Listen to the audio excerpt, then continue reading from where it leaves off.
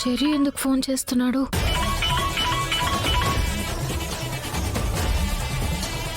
చెప్పు చెర్రీ. ఏంటి చెప్పేది? బయలుదేరావా? ప్లాన్ ఏంటో చెప్పకుండా ఎలా రావాలో నాకు అర్థం కావట్లేదు. భూమి ప్లీజ్ నన్ను నమ్ము. రేపు మన పెళ్లి జరగకుండా ఉండాలంటే నువ్వు ఇక్కడికి రావాలి.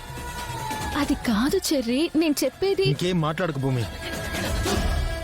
నీకు మా గగనన్నయ్య కావాలో లేదో తేల్చుకో.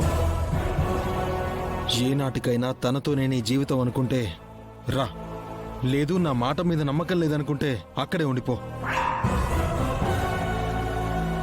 రేపు నీ మెళ్ళో 3 ముళ్ళు వేశాక నీకు శాశ్వతంగా మా అన్నయ్య దూరం అయిపోతాడు. ఆలోచించుకో. చెర్రీ, నేను చెప్పేది విను.